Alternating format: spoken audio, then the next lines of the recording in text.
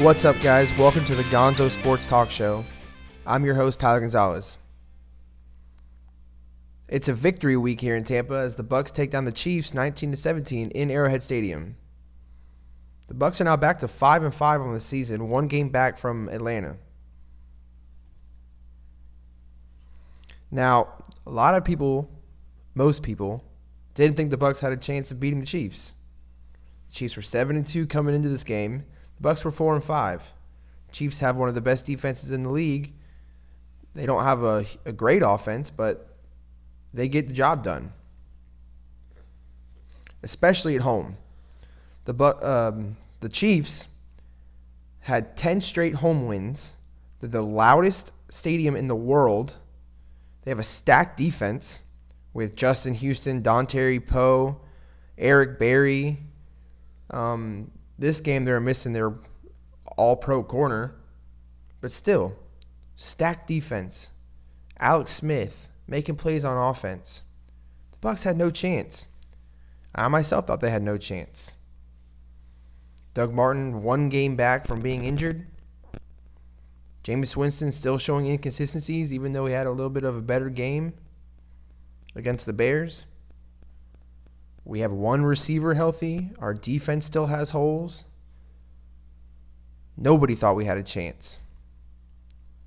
And what did the Bucs do? They go in and get themselves a win. They go in, keep the Chiefs from really producing any offense. Let's look at some stats. In the game, Tampa Bay had 27 first downs, held the Chiefs to 19. Tampa Bay had 19 passing first downs and 5 rushing first downs.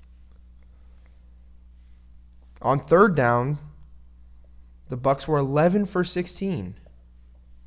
11 for 16? Are you serious? Anything over 50% in third down conversions is unheard of. Look at the Chiefs. Chiefs had 19 first downs. On third down, they were 4 of 8. And they're considered a good offense. The Bucs went 11 for 16 on third down? Where's that been all year? Mike Evans, over 100 yards. Cecil Shorts, multiple catches. Cameron Brate making plays. Adam Humphries making plays. Russell Shepard making plays. Where did all this come from? Why does it always seem the Bucs play up and play down to their competition? The Bears are supposed to come in and whoop us, and we put a hurting on them. We're supposed to go into Arrowhead and get stomped on. And what do? We beat them. The Bucs had 74 plays of offense against the Chiefs. 74 plays. Jameis Winston was 23 of 39 passing, no interceptions, and a touchdown. We had the ball for 35 minutes of the game. 35 minutes. The Chiefs are known as a possession offense, not the Bucs. The Bucs are a downfield passing offense, big play, break one open. The Chiefs are a possession offense. Their game is hang on to the ball, drive down the field, don't make the big mistake. But the Bucs were the ones that did that. Alex Smith throws a red zone interception when they could have taken the lead. Jameis Winston had thrown interceptions. I come back to this all the time. All these people say Jameis Winston this, Jameis Winston that he's no good. Really? I just went over his stats. Pretty good to me. 24 of 39. Are you kidding me? Over 300 yards passing? For a second-year quarterback? That's pretty dang good to me. The other big storyline this whole season has been our kicker, second-round draft pick kicker. Oh, he's horrible. He's missed too many field goals. We could have gotten a receiver. I said the same thing. We should have gotten a receiver, and I still believe that. I still think we could have gone out and drafted a high-end receiver with our second-round pick. But you know what? Let's give the young man some credit. Against the Chiefs, he went 4 for 4 and an extra point in the loudest stadium in the world. That's not easy to do. And it was a little bit chilly weather. Anyone who's ever kicked a football in the cold knows that ball's a little bit harder in the cold. It doesn't feel good. And he went out and made 4 for 4 and an extra point. The man deserves some credit. Something's changed. Now, whether it was the tomahawk chants and Arrowhead made him feel like he was back in college, that might have had something to do with it. That might have had something to do with Jameis Winston doing better in this game, too. I don't think it's a coincidence that the same chant that was done in college, they do at Kansas City, and all of a sudden the two FSU players have a good game. I think that's not a coincidence. Anyway, I'll take the win. I'll take the great game. Maybe the Bucs should start doing the tomahawk chants when we're on offense. That might be a good idea instead of the Tampa Bay chants, which have gotten horrible lately. Nobody knows what they're doing. Anyway, the Bucs are 5-5 now. At 500. They're in second in the division. Trending upwards. The defense looks like it's coming into form. The offense is still producing. We've got Doug Martin back. Jacquizz Rodgers is coming back too. Off his ankle sprain. We've got playmakers now. Let's just hope they can keep this up. Because what have we seen in past years? The Bucs get to 500, or they start competing really well, and people say, this is the year. This is the time. They're going to take that extra step. They're going to make that leap. Become a competitive team. Look what happened last year. 6-6. Lovie Smith's on ESPN talking about we believe we're going to make this jump now. What happens at the end of the season? We lose 4 straight. Lovie Smith gets fired. Dirk Cutter's the new head coach. Can we avoid that this year? Can we at least keep the progress going this year? After a game like this, where your second-year quarterback is 24 of 39 for over 300 yards and a touchdown, can we keep that going? The defense keeps Kansas City under 20 points. Keeps them off the field for more than half the game. Can we keep that up? Let's keep that going. Anyway, good win by the Bucs. Lots of great signs. I'm happy. We're going to take a short break. We'll be right back.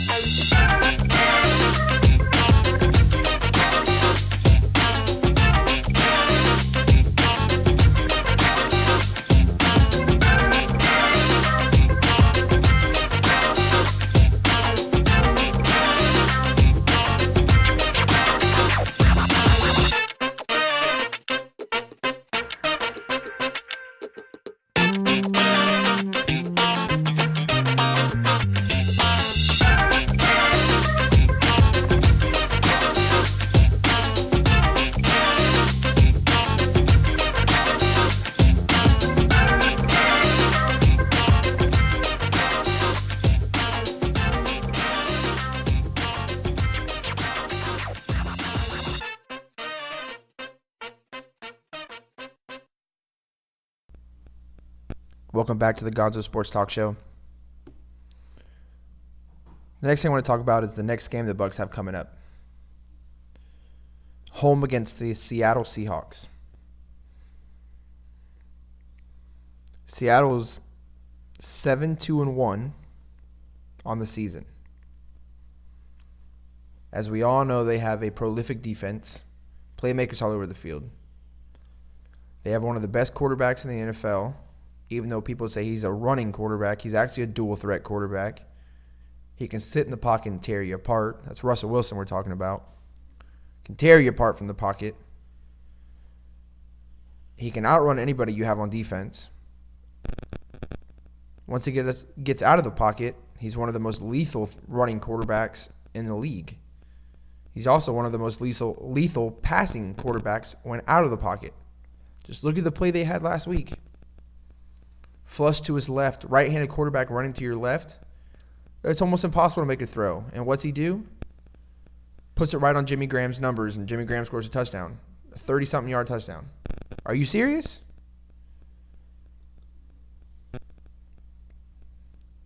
On the season, the Seattle Seahawks are scoring 21.9 points a game. They're averaging 351 yards a game. They're passing for 266 yards a game and running for 85. Now, if there's one weak spot Seattle has, it's their running game. Beast Mode's gone. He's retired. Kristen Michael they just released. The next guy they have is CJ Prosise. Has anyone ever heard of him before yesterday, maybe? Right now, he's their leading running back, their leading rusher. On the season, he has 30 carries for 172 yards.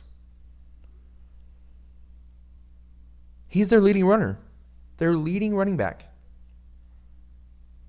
They only average 85 yards a game. If the Bucs can't hold them under 100 yards rushing, it's going to be a long day. Because Seattle's one of the worst rushing teams in the league. And if they can run on you, you won't be able to do anything. We just showed last week that even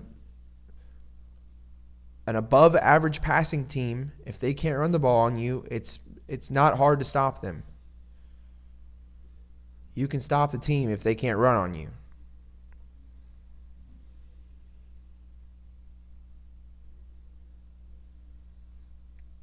The receivers that Seattle have, they're not world beaters.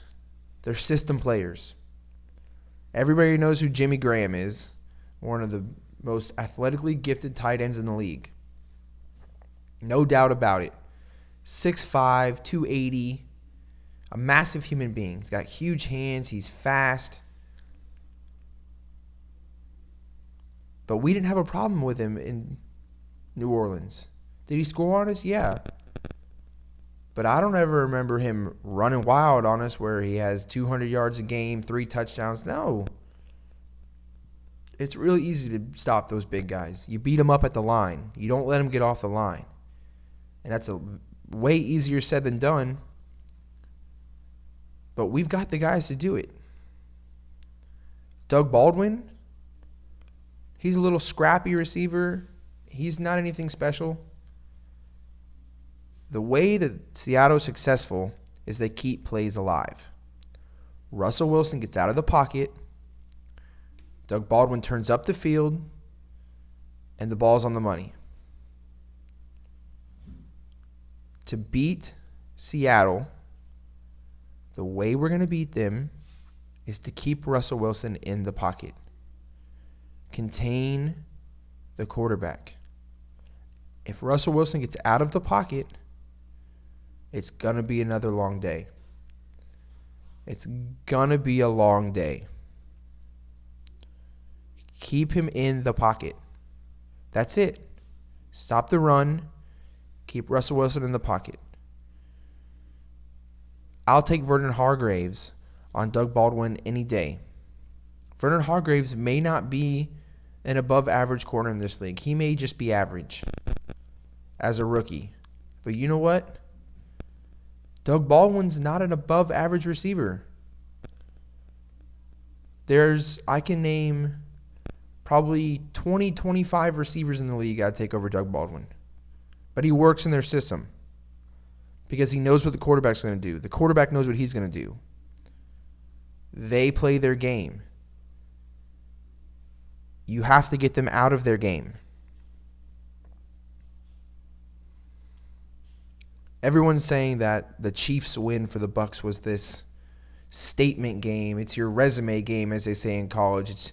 It's your claim for that season that you deserve to be there at the final bowl games or whatever you want to say. Seattle's a bigger win, though.